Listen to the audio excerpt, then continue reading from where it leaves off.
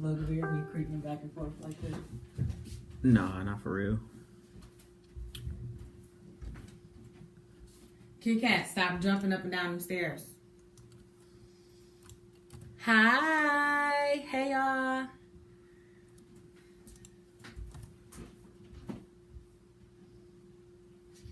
Starting at 6 p.m., so we'll give people a couple minutes to log on. That's my lock brother. Hey, boo. Hope everything is well. He helped me find my loctician when I was out in Houston. Hey, lock brother. Yes. And I stalk him on Snapchat all the time. Him and his husband. Hey, Kit Kat, are you going to come get in the video or not? All right. Let's get out all this. I could do what?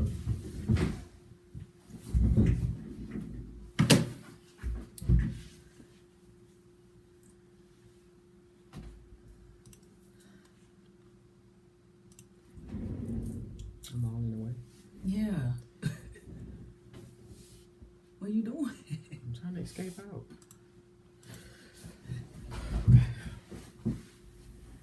All right. 3 minutes, y'all. Just want to give people time to actually log on.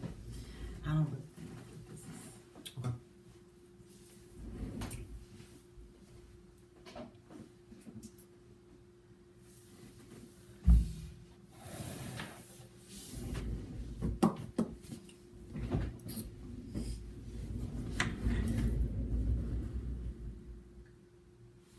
I need a dramatic entrance.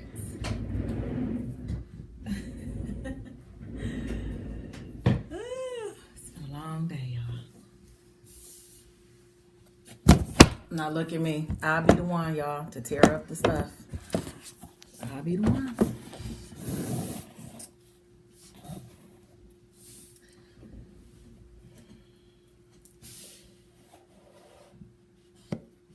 You always cut me off.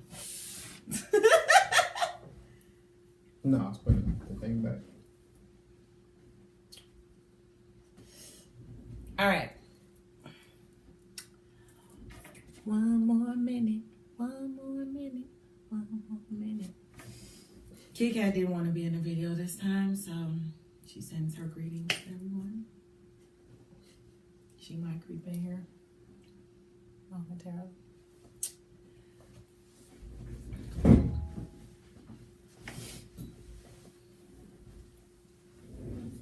Oh, does this make me the scroller because I'm sitting on this side? No, I'm okay with being a scroller. It's an important job. It is important. Okay. I can't make you love me if you don't. And you can't make your heart feel. All right, it is 6 p.m. So, good evening, beautiful people. Hello, hello, hello. For those of you who do not know us, my name is Rashidah Jackson, and this is my amazing, wonderful, fabulous husband, Marcell Jackson. And we want to thank you all for tuning in this evening. This is our second episode of our 5-part mini-series that we're doing on our financial journey, our journey to financial freedom and our journey to having financially healthy lifestyles. If you did not see episode 1, we just kind of talked a little bit about budgeting. We shared our budget templates and had a lot of success with that because we were able to share our budget templates with dozens of people. So hopefully that was helpful if you were one of those people that got that. And the link for that, we did upload that to YouTube. So if you ever want to go back and check it out or share it, we appreciate both. The link for that is in the description for this video. So for those of you who are coming back for a second round, thank you so much for supporting us and being entertained enough to come back. And for those new people, we hope that you get something beneficial out of this and then go back and check out episode 1 if you so see fit. So my primary income source is I work as a, hey Jolie, my primary income source is I work as a program manager at a nonprofit here in Milwaukee called Secure Futures. And what we do is we provide free financial literacy programs to thousands of teens across the state of Wisconsin, as well as in the city of Chicago. And then my second income stream is I drive Lyft on the side. All right. Thank you. Okay. So my primary income stream is I am a project engineer for GE Healthcare. I also have my own resume writing and career services business titled Professionally Developed. I am a local, I'm sorry about that. I'm an educator here for a local high school here in Milwaukee, and I'm also a math tutor. So those are my 4 streams of income. And then this series is important to me because, like I stated in video 1, I want to create a community where we can just have conversations about what is hard about being financially responsible, financially healthy, what is fun about it, what are some cool tips that people have, where have we struggled, where have we succeeded, and I just want to create a space where we can start to have those conversations. Alrighty, and for me, I believe, like, especially in our community and as young professionals in general, we do not talk enough about finances. So that's why this series is super important to me. I also read an article today talking about the wealth gap between white people and minorities, and it's crazy. So I think we just need to talk more about it, have more of this conversation about finances. So just like we did with our last show, we'll talk to you guys for just a little bit about saving, how we save, what's hard about saving, our savings attitudes, and how we differ with savings. And then you guys feel free to comment, have conversations with each other, share tips, share things that you do to save. And then if there are any questions or things that we can address at the end, or conversations that we can engage ourselves in, we'll definitely do that towards the end. We don't want to keep you guys all night, so we hope to be quick and thorough and efficient. So my ABCs of saving. A, pay yourself first. We talked last week about budgets, and I showed you guys my budget. Marcell showed you his budget. We're never going to tell you anything we don't do. Your budget should have a line item for saving. If you do not, please go back, adjust your budget, look at where you're spending your money every month, every week, every day, and make sure that if you are getting any source of income, even if it is $5 a week, you are paying yourself and saving some of that money, okay? You gotta pay yourself first. B, or 2, I did this, B. Be realistic. Please do not think you're going to save $1,000 overnight. You might not even save $100 overnight. You have to be realistic about your savings goals and be realistic about where you currently stand with your financial health. People get discouraged and they give up when they don't save the money that they want to save at the first try, or money doesn't seem to be saving up quickly enough for them. But you have to be realistic and you have to stick to it. If you save $5 a week for 6 months and that's something you've never done before, that's a big deal. So don't minimize your saving attempts and efforts. If you are trying and you are making strides, you have to give yourself credit, and you have to understand that every saving goal has to start somewhere. And then finally, seek accountability. Being realistic means you have to have somebody in your life that's going to hold you accountable. One thing that I love to share is that myself, my brother, and my mother, we have a family savings account that we've had for a couple years now. We started it when I was living out in Houston, Texas. It was my mom's idea, and literally her, Ajmo, and myself, we saved $20 a month in a joint shared account. So literally it's $60 a month. But with that joint savings account, we were able to help me move back to Houston, Texas. So it paid for some of my moving expenses to come back home. Move back to Milwaukee from Texas. We've been able to bless several families who were struggling financially, close family, friends, and family members who needed things, help pay rent, help pay bills when people were short on money, help with car repairs, and all of that has been able to be done with me only sacrificing $20 a month. But because my mom and my brother hold me accountable to that, it's easy for me to make that contribution. And then finally, C, you need to have, in my opinion, a savings fund and an emergency fund. These are not the same thing. They do not commingle and coexist. They are 2 separate things. That is just me, though. Marcell will tell you why he does not agree with that. And that is fine, because our finances look different. A savings fund is something that you save for. It's deferred spending. A savings fund means you're going to spend the money eventually, but you're saving up for it so that it does not impact you paying your bills and you dealing with your day-to-day expenses. So a savings could be a house, a savings could be a wedding, a savings could be a car, a savings could be a trip. You know, people's birthdays come at the same time every year, so save. You know, the holidays come at the same time every year, so save. Those are things you're saving for. Emergency fund means there's not a specific goal attached to it, but if something happens, it doesn't impact your day-to-day expenses and it doesn't impact your savings. If my car breaks down, I don't have to tap into my savings account. I don't have to tap into my day-to-day spending. I can go to my emergency fund. If something happens where I have a medical bill or a medical expense, I can pay that medical expense from my emergency fund. So those are two separate things. Be your own credit card. If something happens, you should never have to go and swipe a credit card because you should have something saved up for unexpected expenses. Okay? And if you don't have a savings to go, you will always tap into your emergency fund. So having them separate, I have two separate accounts. My savings is in one account. My emergency fund is in another account. I save in both every month. And we'll talk a little bit about wants versus needs because I think how you define the two depends on what you want and need out of life, which everyone is different. So those are my ABC tips for savings. All righty. Hey, everybody. So for me, I started saving. Well, I started an emergency fund at 22. So listening to Dave Ramsey's Financial Peace University, he has 7 baby steps. And one of the first steps is to save $1,000. So at the time, we didn't have a house yet. I was just renting. The biggest things that may or may not happen is something happening with the car or medical bills. So $1,000 can cover most of it. Like Rashidah said, be your own credit card company. And me trying to save that $1,000 took forever. It seemed like everything that went wrong with cars, with everything, everything went wrong. But eventually, I saved it. Where I disagree with Rashidah, I have one account. I have an emergency fund. So I don't have a savings account. And why that is, in episode 1, I talked about me looking out really on my budget. So thinking about birthdays or holidays or other things coming up, like I'm able to make those adjustments in the future.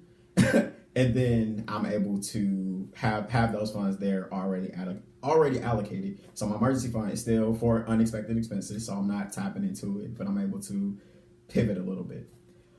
The other tip that I have is savings is a habit, and you have to start now. Whether it's $1, whether it's $5 a day, a week, a month, you have to start. So I'm the spender out of a relationship.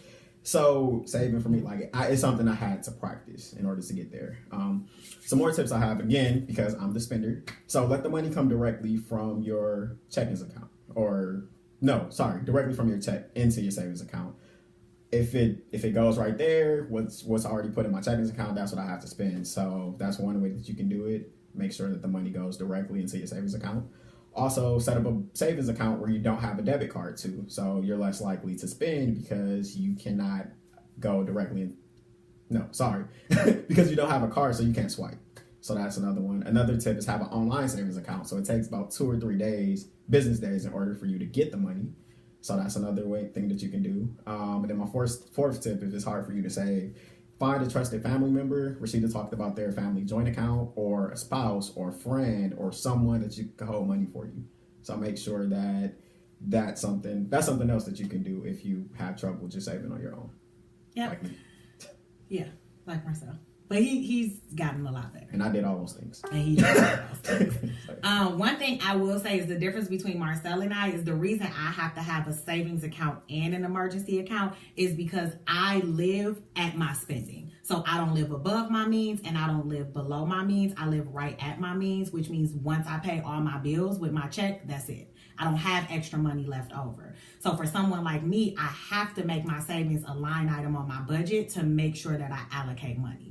Marcell might live below his means. So he makes more money than he has bills, which means that he has money to play with every month and he can allocate that money to different things throughout the month. So you have to know yourself, know how much. That's why a budget is so important. You can't start saving until you do a budget, which is why we've done it in this order. You got to know how much money you make. And if you're like me, check to check, then you need a savings and an emergency. If you're like Marcell, where you have money left over, then a savings account might not be as important. So some tips that I have for that are, like I said, I dually fund both my savings and my emergency. So I have a line item for savings and I have a line item for emergency. And every month I put money into both accounts. Another thing is couponing. I think we sleep on couponing. Like, couponing is not just for old ladies that have nothing to do. If you look at my phone, I have a couponing folder on my phone, and I have an app for CVS, and I have an app for Pick and Save, and I have an app for Myers, and I have a Sam's Club app, and I have a Starbucks app, and I have a Potbelly app. Anybody that has an app where I can save, I have it. My keychain is full of those little key tags where you go into stores and swipe a TJ Maxx key tag. I got a this key tag and that. I am the queen of saving. And Marcell will tell you, every time we go somewhere, Jamba Juice, we went to Jamba Juice a couple weeks ago. He got my smoothie for free. He was like, oh, you had money. He put in my number. I got a free smoothie because every time I can get a point, I can get a reward, I can get something off. I'm the queen of that. It means that my Gmail inbox is a hot mess every day because I subscribe to so many emails. But if I can save, I promise y'all, seriously, by subscribing to so many different things, I can easily save $20 to $50 a month between Walgreens spending, between grocery store couponing, between different rewards programs that I join. So please do that. Ask. If you frequent a place, figure out if they have a rewards program and join it, because you want to be able to save whenever you can. And that's with food, that's with toiletries, that's with personal stuff. Shopping, most places have rewards programs nowadays. So. Yep. I can vouch for all of that. Yep.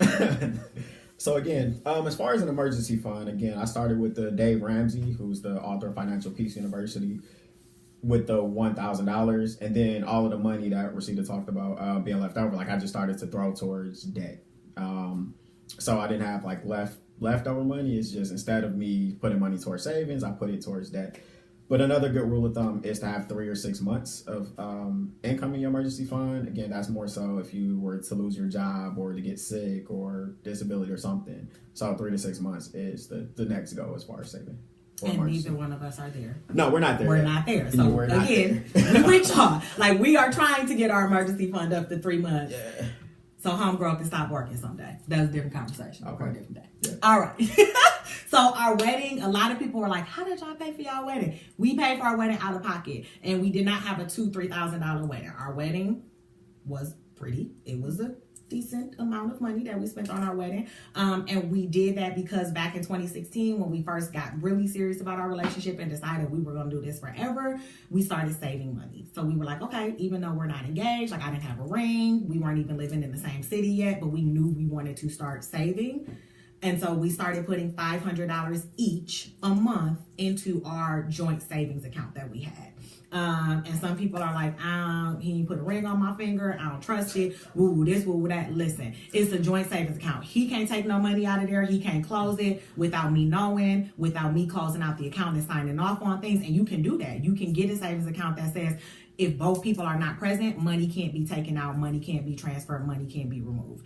So if you have trust issues, you probably shouldn't open up a shared account with somebody. But if you have goals like that, home ownership, a wedding, things like that, just start saving now. If you have a partner, a spouse, a family member where you want to go into business or you want to do things, just start saving now. Because even if you're nowhere near ready, when you get ready, it's so dope to have a cushion. Like, we had very little things that we had to kind of figure out how to pay for in the moment because we had such a good cushion of savings in the long run. So we paid for our wedding out of pocket. We have zero debt. We didn't have any loans, anything like that. And that's just because once we figured out that's what we wanted to do, we just started saving. Yep, exactly. So yeah, like she said, saving before you're even engaged is a little crazy. But like if marriage is a goal of yours and you want a wedding, start to save. You can be single and start saving for your own wedding. Exactly. Seriously, like, you don't even have, if it's something you want, same thing with kids. If you want to have children someday, start an emergency fund or a savings fund for your child so that when you get pregnant, when you start having a child, you already have something to fall back on. Yep. Again, another tip is to beware of predatory lenders. So that is payday cash, payday loans, North Star loans, all of those places, just because of the amount of interest that they'll charge you for that money, it's not worth it in the end. So stay away from them. Yep. Yeah. Okay. Same thing with check cashing places. You shouldn't ever pay anybody to take money out or get money that you've earned. So if you are getting a check and you don't have a bank account, or direct deposit, please open up a bank account, get direct deposit. You should never, even if it's $5 a check, that adds up in a year, and that's money that you've earned, and you're giving it to places that are setting up shop in our communities to take advantage of individuals because we don't know any better. So credit union, if you don't trust banks, credit unions have a little more credibility, or like we talked about, give it to a family member, let them save it for you, but you should not ever be giving your money or cashing your checks through a check cashing place. So, what else, babe? Again, just talking a little bit about our saving attitudes before and after marriage. So again, I told you I'm the spender. I would save my $1,000. I was happy, praise God for it, and then I was trying to get out of debt. So now after being married and seeing how important savings is to her, and also being homeowners, I'm starting to like beef up my emergency fund a little bit more. Again, we spoke about getting to that 3 to 6 months. So that's kind of my attitudes about savings before we got married versus after. Yep, and my attitude for savings was always save every dollar. So I didn't really take good care of my school loans, kind of let them go into default, didn't pay them or pay the minimum on them, let the interest tack up. I shared with you guys last week, my debt at one point, like when we first got married and first got engaged, my debt was more than my annual income. Now my annual income is more than my debt, and that's within a year. So it's really about shifting your attitude. Before I was like, I don't want to spend none of my money, I'm stingy. And now I'm like, wait, I want to get out of debt because I'm wasting more money in the long run, paying all this interest and trying to pay these bills and paying the minimum. So yeah, my attitude. Oh, sorry, we lost y'all. Just for a little bit. Just for a moment. So definitely your savings attitude changes when you're with somebody. But again, Marcell and I have nothing in common when it comes to how we save or how much we save or what we save for outside of like our joint expenses. But we work just fine because I respect the way he saves as long as he's saving, and he respects and supports the way I save. The other two things, go ahead, babe. Oh, I was just about to go. Go it's 2018, so it's an app. It's several apps out there to help you save. So these aren't apps that Rashidah and I use, but they're ones that was recommended by different friends and family members. So Digit, so what it does is it saves a small different amount each time throughout your savings account to help you save.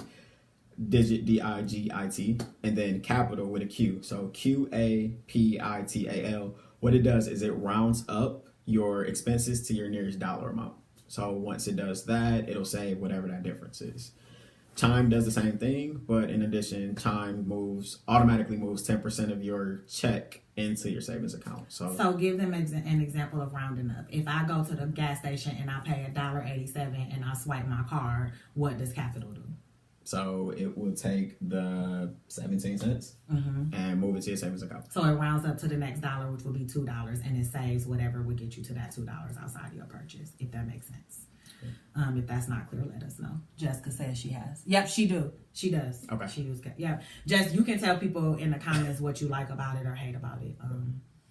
That would be appreciated. Yeah. Go ahead. Yeah. No. Oh, okay.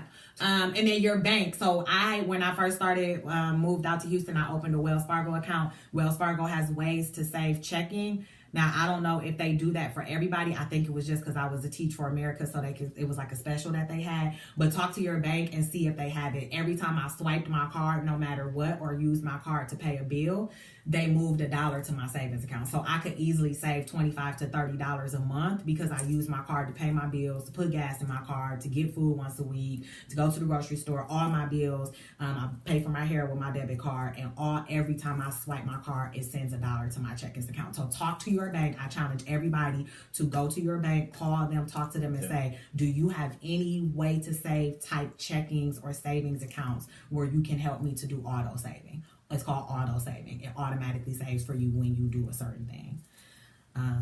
And challenges? Yeah, again, it's 2018. A lot of people are making resolutions. So there's a 52-week challenge. So right now we're in fiscal week 1. So you would save $1 this week. Next week you would save $2 because it's fiscal week 2, and it'll keep going on and on and on. And if you do it, then you would save approximately $1,378 just by saving whatever week we're in.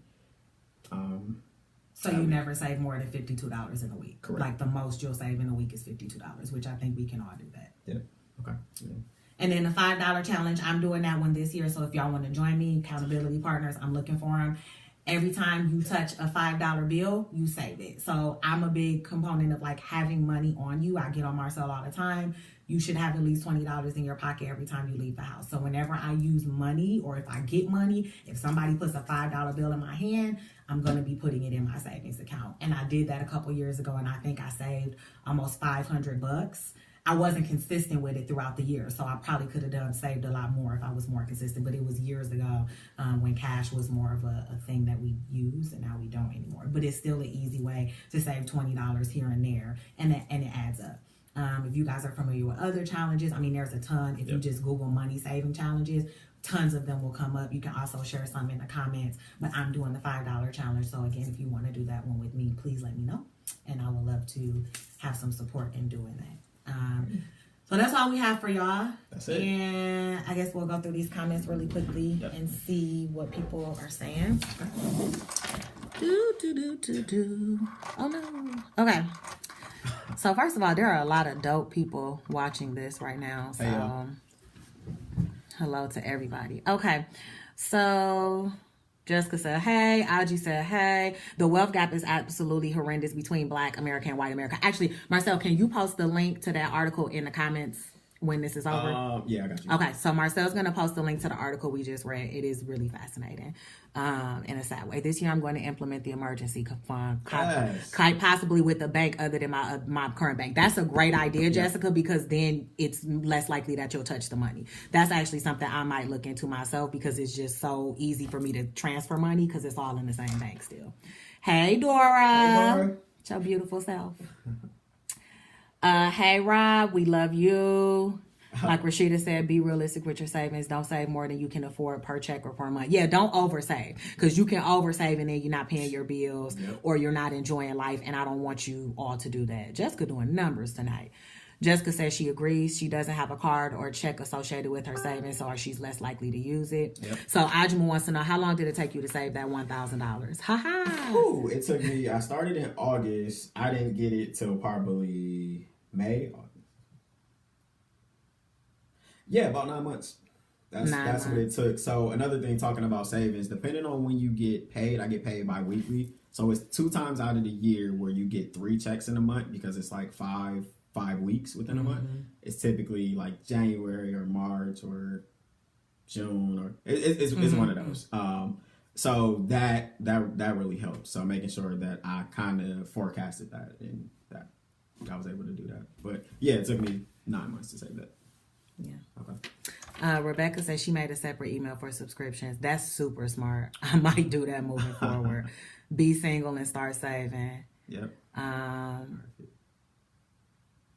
We will be saving the videos and uploading them to YouTube, and we'll share the links. A lot of people can't get accounts because of credit and mistakes made a year ago. Any suggestions for credit unions are a little more lenient and will work with you? So recommend to people not getting those credit. Yes, please don't get the rush cards, the green. Yeah. There's fees. You got to pay to activate them. Things happen. It's not tight. There's no safety and security. So if things happen, I've heard people have lost tons of money.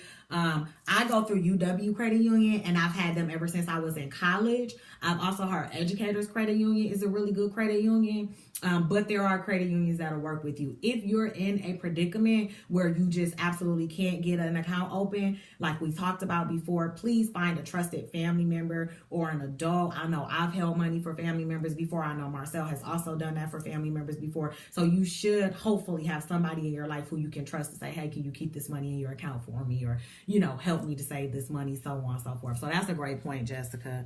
Hey, Aaliyah. I thought it was just my phone that was messing up, but it definitely keeps going in and out. No, it was a broadcasting issue. So Jessica says she saved $500 with Capital. It rounds up to the nearest dollar or $5. Boom. Acorn app for saving and investing. Yep, that's a good one. Check that one out. I love that. I don't have a card for Capital. It does deduct the money directly from your linked account. You can watch the money accumulate. Yep. Hey, Corbin. Yeah. Jessica doesn't have money, and that's fine if you don't. So remind you to open an account. Hey, Dora. Ronnie really likes the explanation of savings versus emergency fund. Looking forward to saving for my wedding at home. Yes. All right, dope.